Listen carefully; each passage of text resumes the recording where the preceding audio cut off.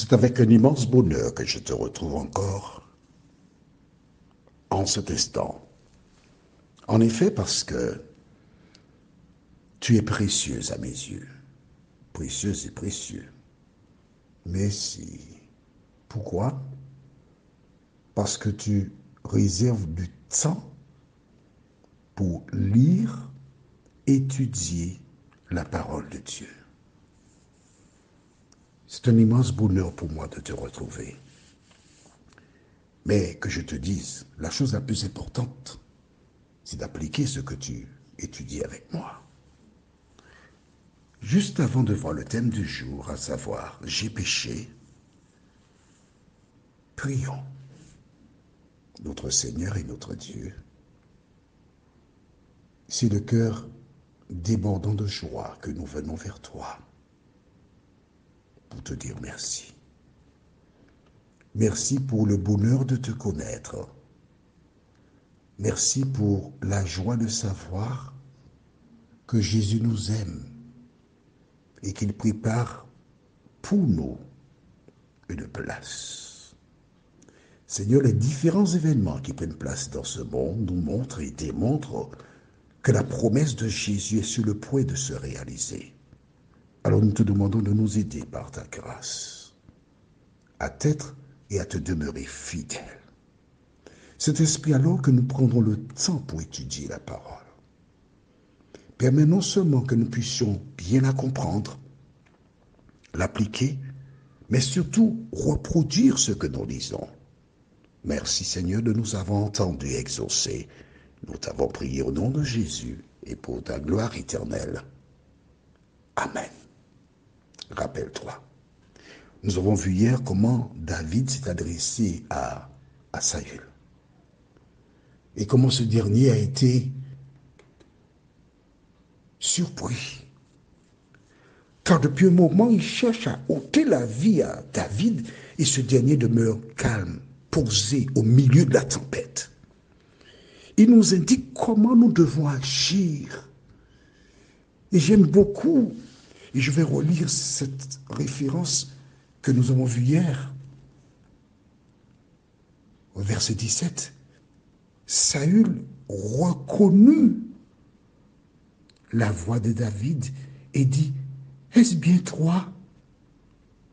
Est-ce bien ta voix, mon fils David ?» Il appelle mon fils David. Et comment a-t-il répondu, David? Intéressant. David répondit, « C'est ma voix, mon Seigneur le roi. » Respect. Est-ce que tu as pris le temps pour méditer sur cela? Comment te comportes-tu à l'endroit de ceux qui t'ont fait du tort? Après avoir échangé, David continue de rappeler que la volonté de Dieu soit faite à mon endroit. Et c'est ce que tu dois dire et faire. Quelles que soient les épreuves de la vie, continuez de dire, Seigneur, je me remets entre tes mains, que ta volonté soit faite. Et c'est ainsi donc que Saül va prendre la parole. Et nous lisons aujourd'hui dans le livre de 1 Samuel chapitre 26, le verset 21, que dit Saül? Saül dit, « J'ai péché. Reviens, mon fils David. Je ne te ferai plus de mal, puisque ma vie a été aujourd'hui si précieuse à tes yeux. Oui, j'ai agi comme fou et je me suis lourdement trompé. » Tu te rends compte? Un homme qui est possédé, certes, mais en même temps, cet homme qui est possédé, Dieu permet qu'il ait la lucidité pour dire « j'ai péché ». Pourquoi? Pourquoi? Alors, as-tu une réponse pour moi? Je vais t'expliquer. Lorsque le Christ reviendra, il emmènera les saints avec lui au ciel Et la Bible déclare qu'ils régneront pendant 1000 ans. D'accord? Bien. Et pendant ces 1000 ans, nous ne savons pas ce qui se passera au ciel. Mais nous savons qu'ils seront au ciel. En fait, j'ai une petite idée. C'est-à-dire que, arrivés au ciel, ils verront que Dieu a été juste dans ses jugements. Et au terme des 1000 ans, la Bible déclare qu'ils reviendront sur terre et à leur retour, que se passera-t-il? Eh bien, ils vont descendre dans la cité, ils vont se poser sur la cité en question et à ce moment, une fois que la cité sera reposée, le diable dira aux gens, allons attaquer la cité. Ah ouais? Eh bien, ils y vont. Et quand ils y vont attaquer la cité, juste avant, Dieu leur révélera à chacun pourquoi ils sont perdus. À ce moment, la Bible déclare, tout genou fléchira.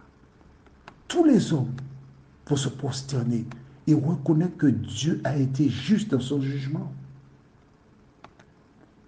Tu notes avec moi que c'est vers la période de la fin, on est d'accord? La fin de salut n'est pas éloignée. Quand des personnes te font des injustices, comporte-toi comme David. Reste dans le calme et la sérénité. Fais confiance à l'Éternel des armées et il agira. Il dit j'ai péché. Qu'est-ce que le péché? Le péché, c'est tout simplement quoi?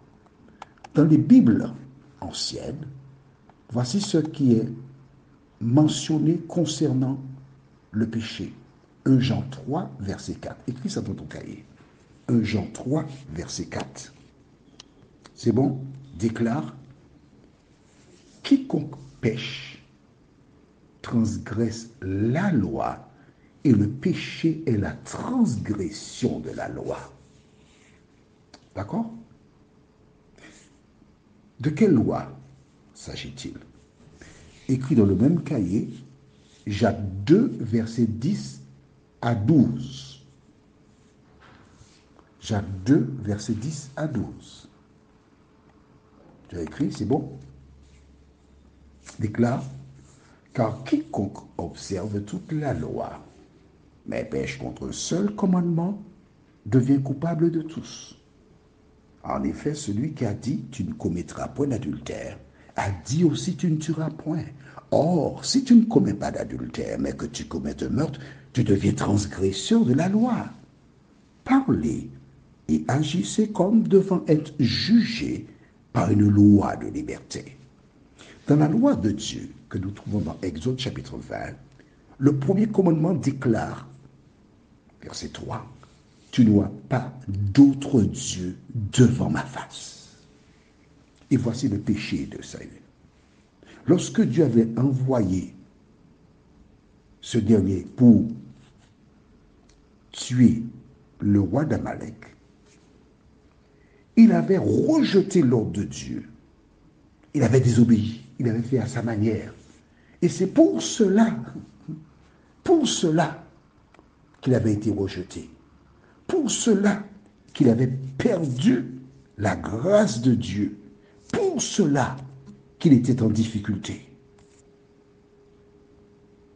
Et que Dieu avait choisi David. Voilà. Et maintenant, il dit, j'ai péché. Reviens, mon fils. Il reconnaît d'avoir fait le mal.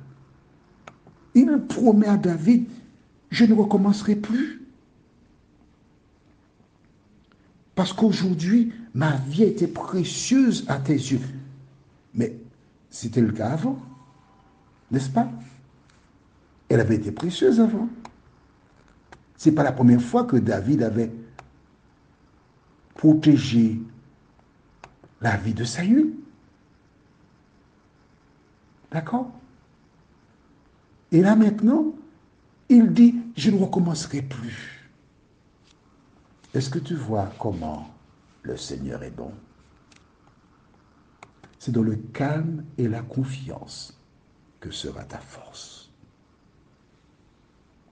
Ton ennemi, un jour, comme celles et ceux qui seront perdus, auront l'occasion de reconnaître leurs méfaits et de rechercher la grâce de Dieu. Prions. Seigneur, voici Saül qui est arrivé pratiquement à la fin de son pèlerinage.